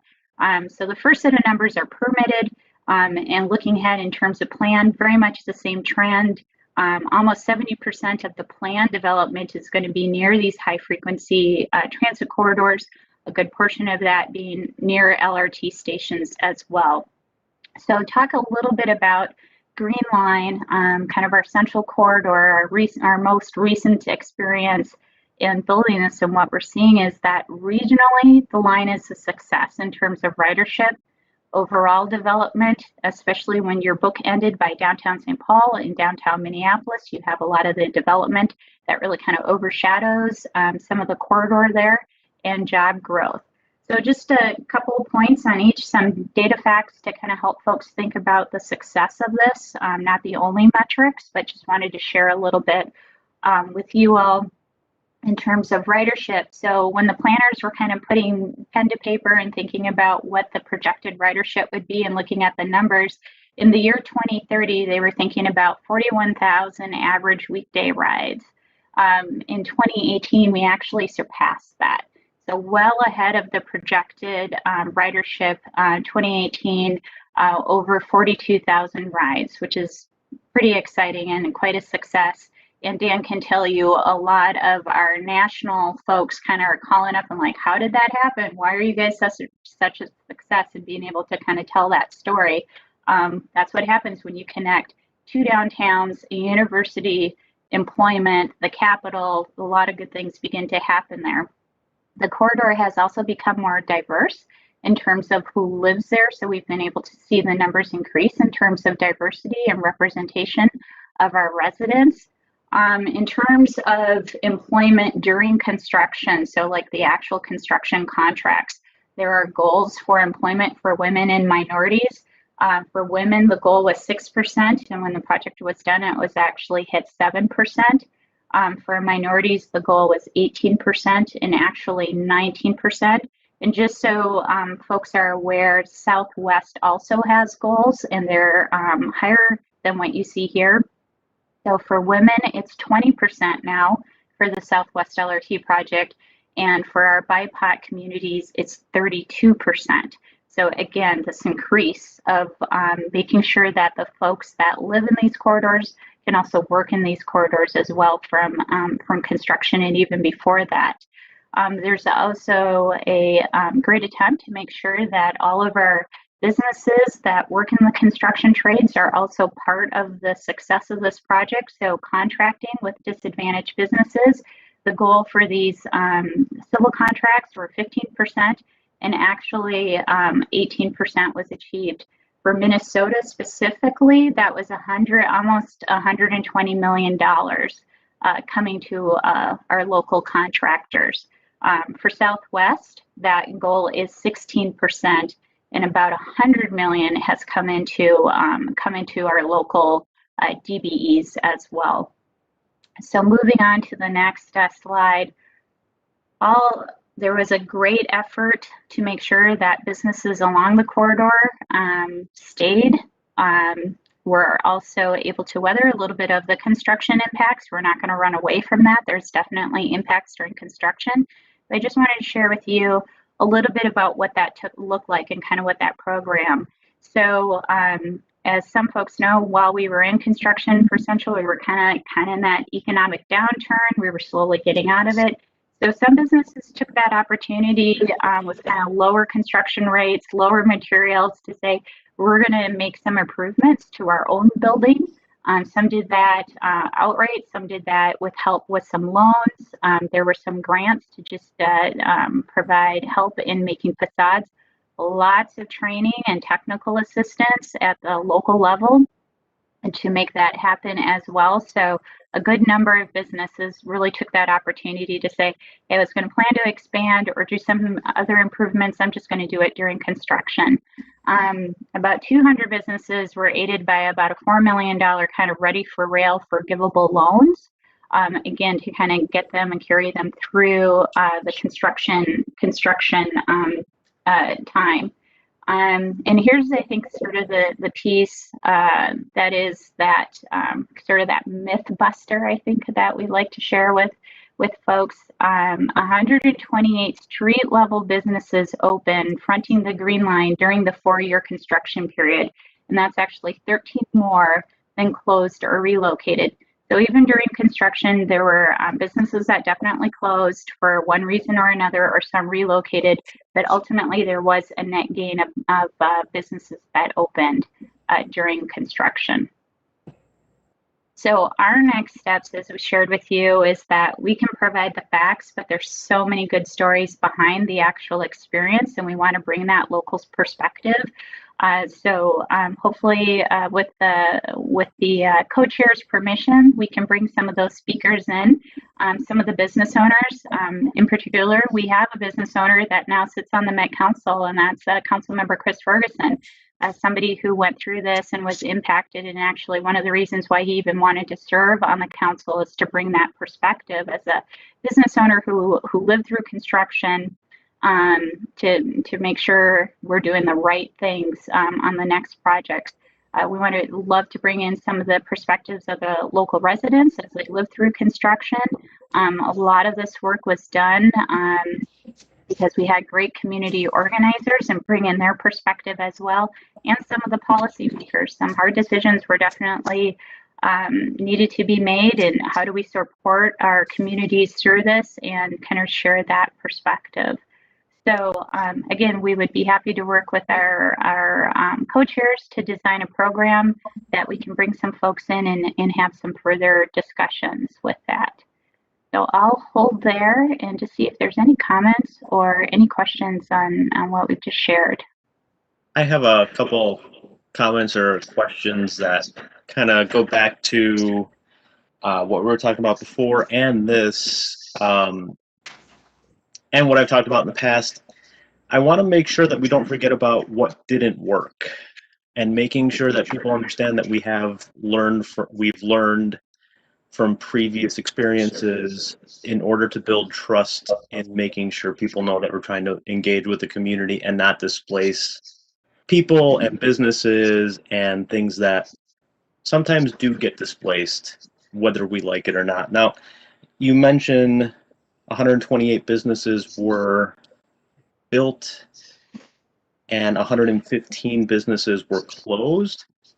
So you still had a net gain in businesses. Now, has anybody gone back to see why those 113 businesses closed? Not all of them closed because of rail. Some of them closed because of economic downturns, and I understand all of that. But if there could be some sort of breakdown and explanation as to what happened and what can be done in the future to make sure, if it was directly impacted by rail, how that could be mitigated or further mitigated, I think it would be helpful for future engagement and future trust building.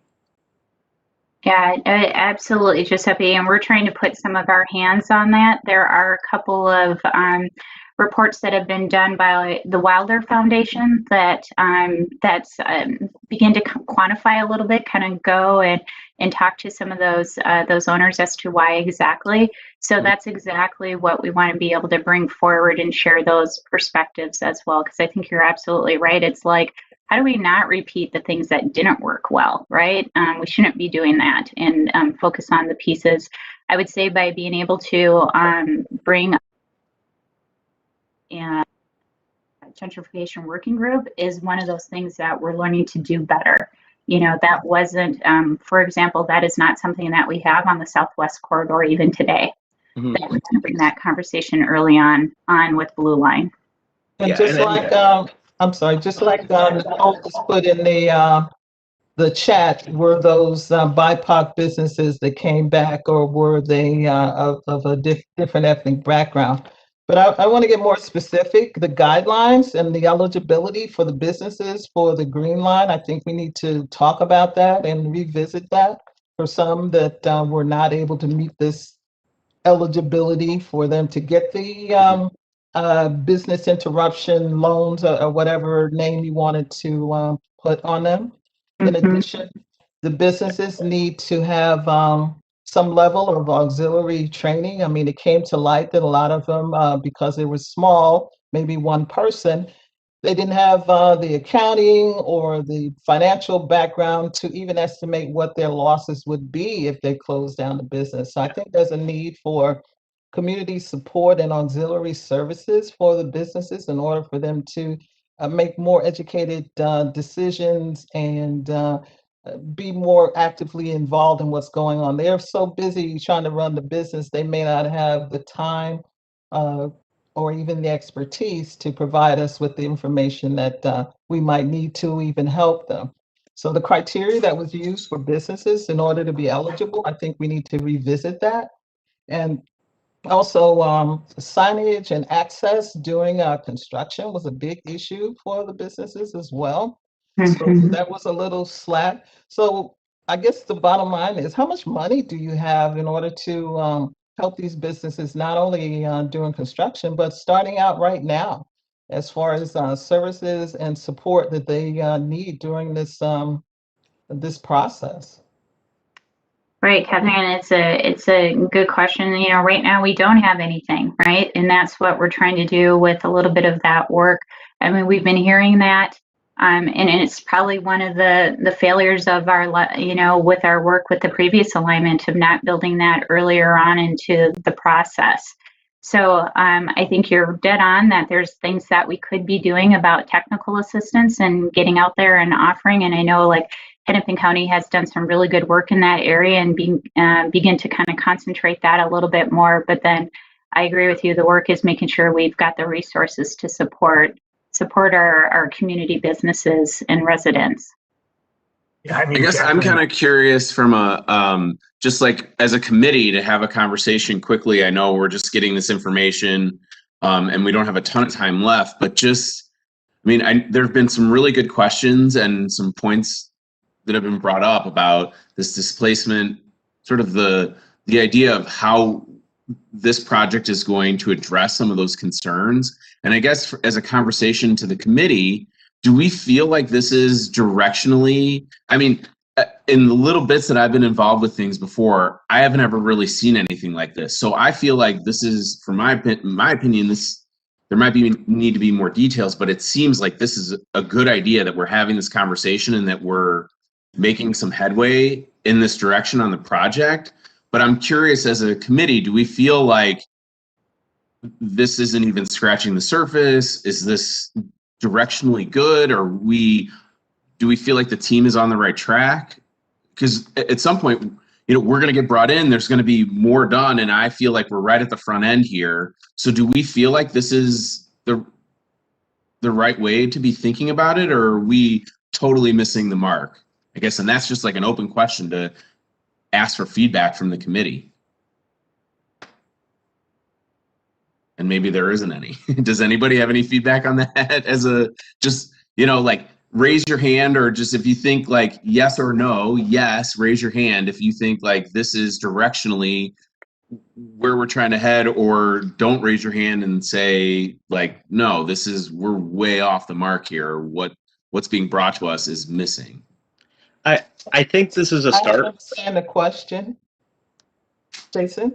You don't understand the question? Yeah, are you asking whether or not this committee should be talking about anti-displacement, or should be just for the group that's going to be hired, or? No. I mean, me personally, I feel like we should definitely be talking about displacement, and I think it's a good idea that it's coming up in this context.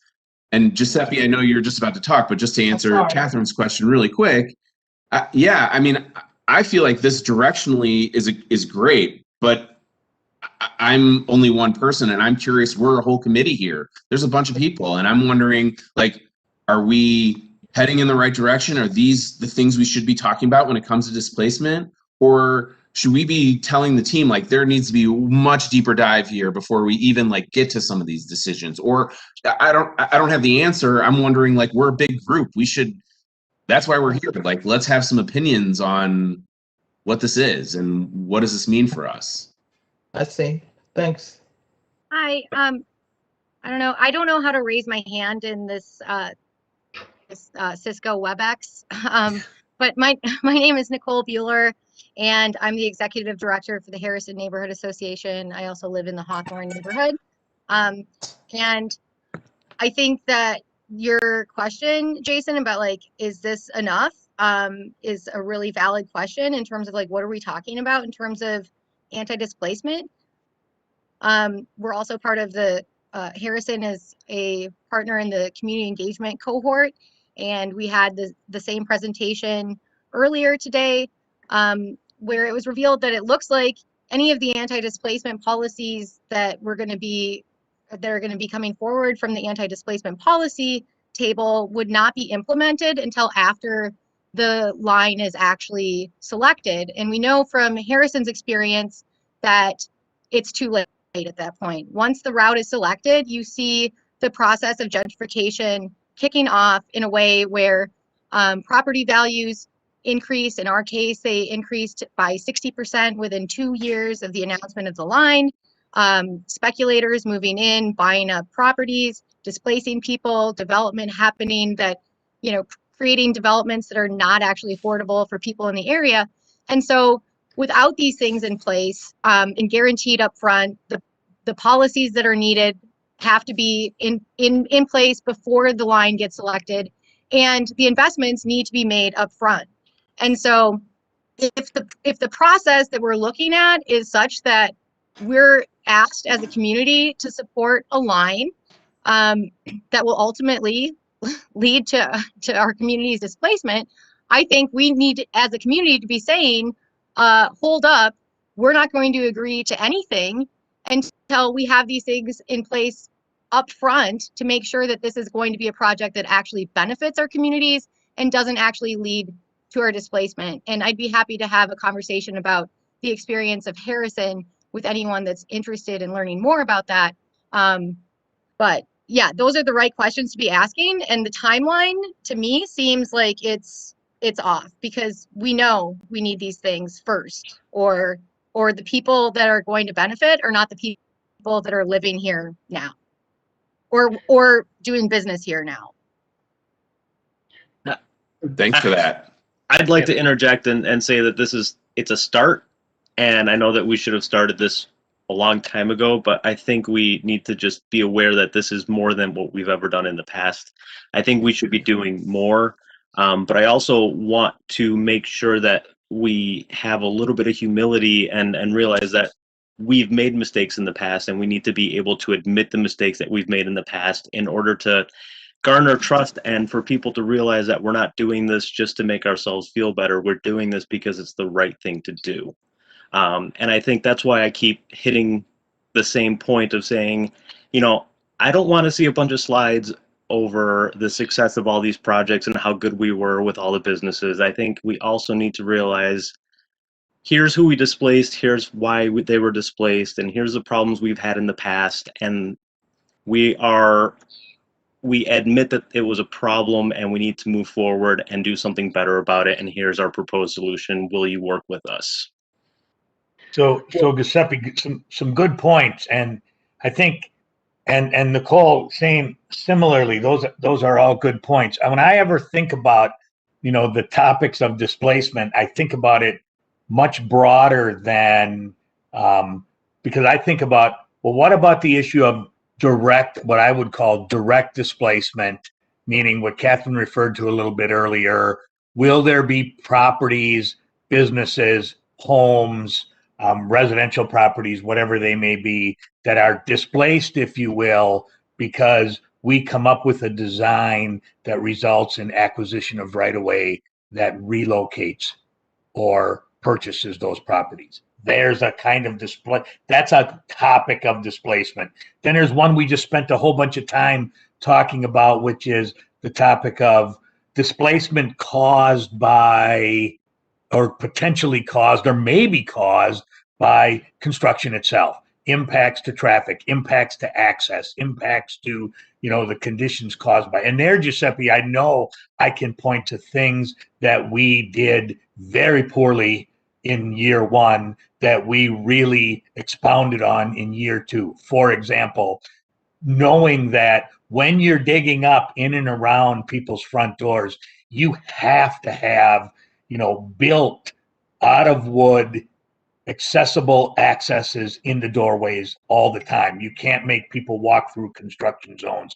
And it was a war zone out there in 2011, and it was way better in 2012. So there's an example of some lessons learned, how we could do things better.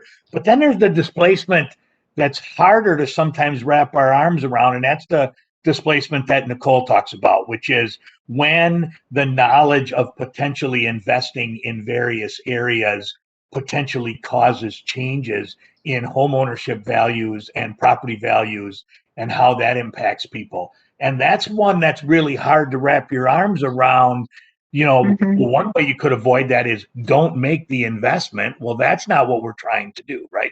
We're not trying to not invest so that property values stay low. At the same time, we are trying to formally build a light rail line to serve existing North Minneapolis, existing Robbinsdale, existing Crystal, and the improvements that can come along with it. So we really got to look at each of those 3, 4, 5 different areas, and we've got to identify them. Some of them will be strategies imposed in how to help businesses during construction. Some will be strategies around how to minimize right-of-way acquisition, but some will certainly be strategies around how do we keep properties affordable and keep people living where they are in their neighborhoods while we bring a significant investment to them and for them. And Dan, if Yeah. I could just maybe add to that, and Giuseppe, you have a really good point. Like what we shared tonight was just the tip of the iceberg. There are so many more stories. In particular, what's surprising for folks, and this, we have been open about this, and maybe we need to be more open about it. It's only been in, I think, in a couple of studies, but talk a little bit about from 2010 to 2015, we have actually lost affordable housing along the Green Line. You know, so there was actually like a 5% loss of about affordable housing.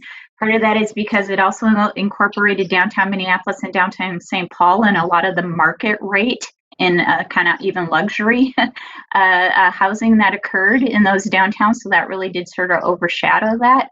But to that 5%, that means something. And maybe that number is actually higher, right?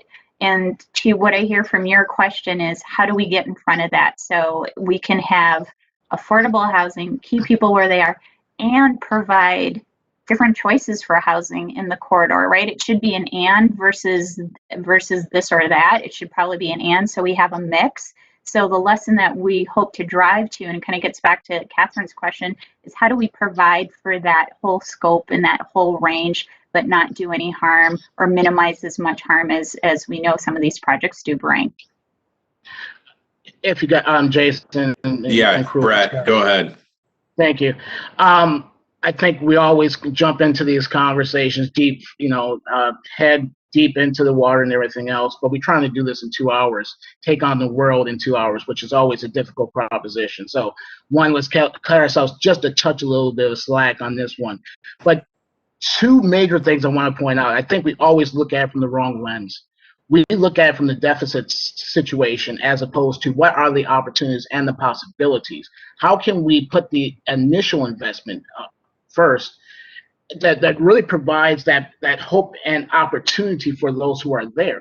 We look at it from, we know we're going to lose it. Well, maybe not, because we haven't really broken the box yet when it comes to these type of projects. We can reimagine how, to help the businesses in a certain way that actually helps them stay. They may not be, there's other ways that we can think about, but we have to give ourselves a chance, to be able to say to the community, this is going to be in the greatest interest, because it's going to provide that opportunity for us to bring in more people, to bring in new opportunities. And working with the cities, working with the state and others, let's do that upfront investment that is going to ensure that a community that always gets left behind, that we give them the necessary support to start the process, as opposed to, I think we, I watched the Green Line, with some interest. And again, I have family over there. And the biggest thing that they kept going into us was they kept selling us short. And we had to fight for every simple little thing, as opposed to saying, what is that upfront investment that really just locks it down and gives us some chance? We have gone through a lot over the past year that we've also reimagined how we finance ourselves. We can actually do that necessary investment to not just mitigate, but to actually create an opportunity to thrive. I think if we go with that mindset of how do we thrive as opposed to how do we just survive, I think that's really going to set us, in a different direction as opposed to what's always happened. Thanks, Brett. Thanks, Brett.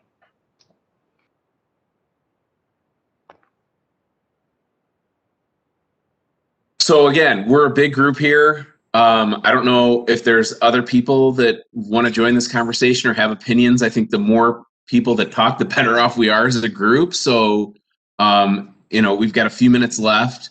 I would say, like, if there's, it's not like there's people yelling, so we can maybe have a few more people talk, and then Jason, there's some good pieces in the chat too. There's some good pieces in the chat that are there. Especially, I want to highlight something that Peggy Sue brought up that I also heard from Councilmember Ellison the other day as we had a meeting, and what we talked about was not so much about gentrification may be a benefit if the people that benefit from it are the people, not outside developers that come in, but are the people in the neighborhood themselves. So people who have been here, people who live in the neighborhoods, if they're profiting from the investments that we're making, then why isn't that a good thing?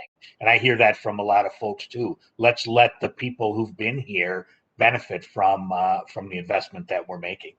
Yeah, I think this is something that we talked about when we had the combined CAC BAC too, was the Women from West Broadway Coalition kind of saying, we're really ready for this, we want this. And I think I get really, defensive isn't the best word, but it's like, how do we talk about transit as an investment and not always about gentrification? Because I think that gentrification is such a complicated word. It's not even really my favorite word, right? Because I just think it's so much more nuanced than it often gets described as. And so, I don't know. I think that displacement is the goal of what we're trying to not do, but investment, whether that's, for business owners or for, what we know is that, Black majority areas are undervalued. Property values are not the same. My house, if it was in South Minneapolis, would be worth 3 times what it is worth. So that could be really good, right? In the long term, if a lot of, Black and brown homeowners have higher property values, that is a way that they build wealth. Like, that can be really good. So I think that, this is all to sort of say that, like, I just hope that we focus not necessarily on gentrification or like investment in the community, because we want those things. But as we do those things, like, who gets to benefit from that, and who are the people, whether that's on the construction side of things and making sure that there's lots of, Black and brown folks who are employed through this process, and making sure that, like, land acquisitions are really fair, and making sure that, like, new development goes priority to community groups or to people who are going to develop affordable housing or going to develop opportunities for Black and brown businesses, and then the ways that we protect Black and brown businesses through this process. So I don't know. I hope that we can just shift not from displacement, but also intentional investment. So, because, I think all of us who want that over here want that. We want our community to thrive. So, yeah. Thanks, Peggy Sue. Brett just asked about, we're not locked to having just one meeting. I think we can have more meetings. And the other thing that I wanted to bring up is, as more of us are getting vaccinated and as things are improving on that front, do we want to think about maybe having an in-person meeting? I don't know if it can be a smaller group or how that's all going to work. Maybe it needs to be outside or whatever, but like to start thinking about, I think it's tough to have these conversations in a weird video, virtual, remote forum. So I think 2 things. One is, like, we need to maybe have a few more conversations more often, because these are big topics, and it's like we talk about it, we have the meeting for 2 hours, and then we meet a month later. It's kind of like we lose that conversation. So maybe, like, have another follow-up on this topic in a few weeks, and I can work with Sophia and Felipe to sort that out. And, if you don't have that time and you can't do it, that's okay too. But the other thing I think to start considering is like, do we want to try to find ways to maybe meet more in person? because I think that that could be really productive for us too. Yeah, I agree, Jason. It's Felipe that we should, after this call, within 5, 7, 10 days or whatnot, have another follow-up call because there's, as Brett, said, we've got big topics that we talk about here, and then we wait a month to get back to the group. So I think I'd be open to that. But, a touch point, even if we wanted to just say, here's some of the topics we had, and if there's a small group that wants to get on that, to do that, I'd be in for that as well. Yeah, I'm allowed to work as many hours a week as I want. So for 40 hours worth of pay. So I'm happy to meet. Sure. I'll just offer as well, I think Jean suggested it in chat too. We have the facilities at the, actually the Southwest Project Office was kind of functioning as our combined project office to have a little bit of both people able to join online in a group gathering in person. Obviously, we'd have to be masked. People have to be, indoors, still have to wear masks. But we could have a little bit of that combined setting. And as I think it brought up, we can work with the two co-chairs to have these kind of like special topics, because if you look at our summer and what we're trying to accomplish, there's a lot, and it's a lot of information. It's a lot of deep topics that deserve robust conversation. And the virtual world kind of sucks, right? It's not so fun. It's harder to get into it. So whether it's the anti-displacement or getting into the weeds of, the next two meetings are going to be less presentation and much more visuals and workshopping thoughts. So to the extent that we want to find time to gather with it, and this might have gotten lost a little bit in the discussion too, but I think as staff, what we're trying to really establish right now, whether it's the project itself or the anti-displacement working group, is structures to be successful, to bring money, to be able to have these conversations, to make sure that they're implementable. And so I think, Jason, how you asked the group, like, are we on the right direction? What, how do we pull this together? Is exactly the point for this moment. So thank you for encouraging, this discussion. Sorry, since I'm rambling and people are probably thinking about what they want to react, we also want to point out now that the July meeting is basically almost right after the holiday. So wanted to start pulling the group about shifting 1 week back. So it would be, I believe, Wednesday the 14th instead of the 6th. So just wanted to put that out there as well, as we think of if we want to gather in person partially and whatnot. I mean, we could think, Sophia, we could think about doing something where this is maybe just a bold suggestion, but if we were to meet twice a month, we could meet once to talk, to kind of focus on technical details, cross sections, impacts, engineering issues, and then meet again another time of the month to focus just on community benefits, displacement, the working group, strategies, solutions, or half and half at each meeting. I mean, you guys can guide us as to what you think is best. We can, as a staff team, adapt to whatever you think works best and try to get ready and provide the material to keep these discussions flowing, because there's nothing, it's one thing to have public engagement, but it's another thing to have, robust public engagement with the kind of discussions that we've been able to have with this group, and that's good.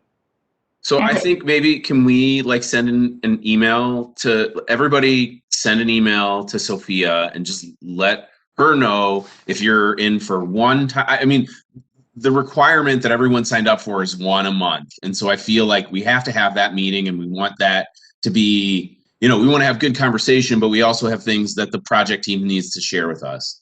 Mm-hmm. And so I think letting the team know if you're up for one or two or more, if maybe we could just get a set of responses to Sophia, and then we can figure out, okay, we've got almost everybody wants to meet more than once a month, so let's just do that.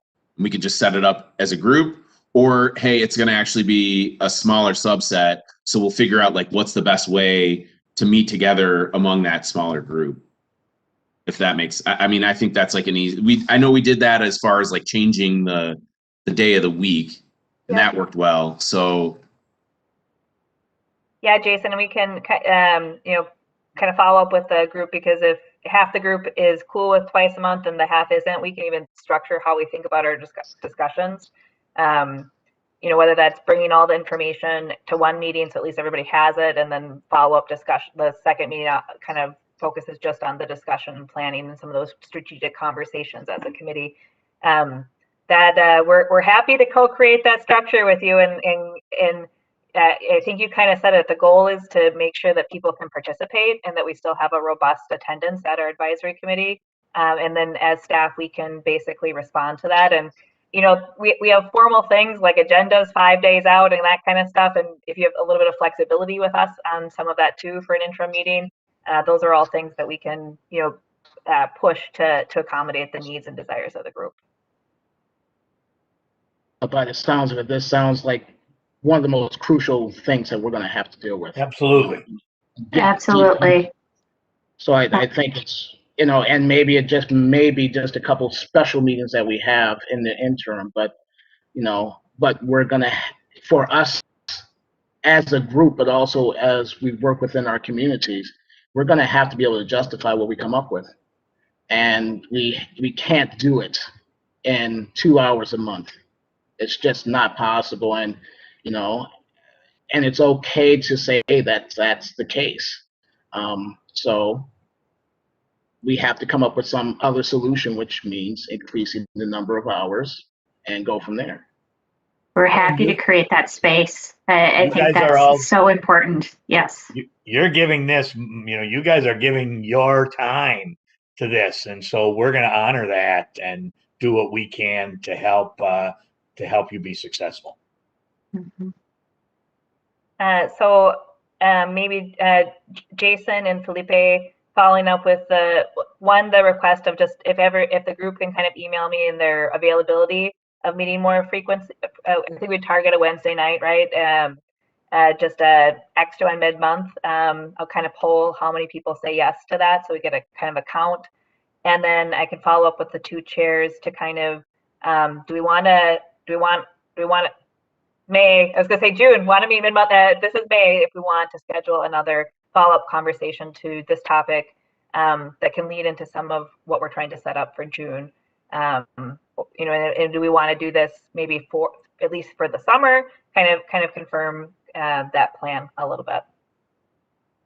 Yeah, I think you know, Brett's point. I think this is going to be a big topic, and we got a lot of work to do and a lot of conversations to have. And so I think until we feel comfortable as a group, like we're getting to where we need to be, then I think it's going to be more meetings. And, you know, once the routes are all decided and all of this information is locked in, then, you know, maybe it is, because it's going to be a little bit more technical. It's going to be about like specific locations and things like that. This is directly, how does this impact our communities? How does this impact the communities around us? So it's, as a community advisory committee, this is going to be probably the most important thing we do. So I'm happy to put in as much time as we need and more meetings, and we're gonna have these conversations and get this right, you know, and put in as much effort to get this right. And I think we've already shown, like just in the handful of people that talked tonight, there's a lot of great opinions and information, you know, people that know things that I don't know and that have different perspectives. And so that's all really important. And that's the whole point of this group. So yeah, I think everyone, if we can send emails to Sophia and let her know our availability. If again, don't feel obligated in the sense that like you have to, like if you can't do it, it's okay. But we want to get as many people as we can engaged in these additional conversations.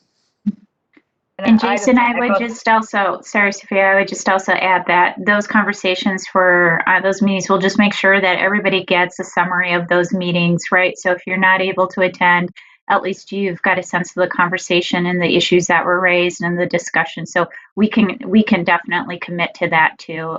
We totally appreciate your time, and we know that some folks would rather sometimes be doing some other things. So we don't want to monopolize, but we definitely want to make sure you're in the flow of information as well. Great. Thanks, Sam. All right. Well, we're after time here tonight. I think, Felipe, you and I know what we need to do, and we'll work with Sophia to figure those next steps out. But I think we're definitely going to have another meeting this month, and then we'll figure out like what that cadence is going to look like moving forward. Jason, if I could add to, if folks are emailing me about their desire, just kind of quick poll of who wants to meet in person. I think that will give us a gauge of, do we want to do something pretty quick, or is it a couple months out, and how staff should push on that. So that would be valuable input from the committee of what folks' comfort level is right now. I think a lot of our staff end, most of us are vaccinated. And we have facilities that we can still do some social distancing, a little full, but that we start to accommodate. So that'd be a piece as well. Sam, Sophia, can we commit to just sending an email out to the whole committee, because we don't have everybody here tonight? So with those two questions, frequency of meeting again, and then comfort level of meeting in person if we take our safety protocols. Thanks, Sam. I was going to offer that too. We know we had some folks that had dropped off, like Ken earlier in the call, or couldn't make it tonight, that wanted to be here. So we'll definitely make sure the rest of the committee's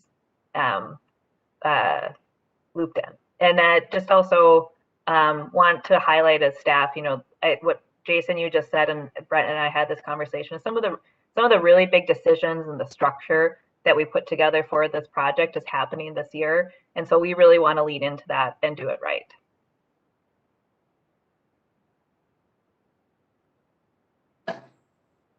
Okay, all. Thanks, everyone. Bye. Thanks, everybody. That's all. Really appreciate it.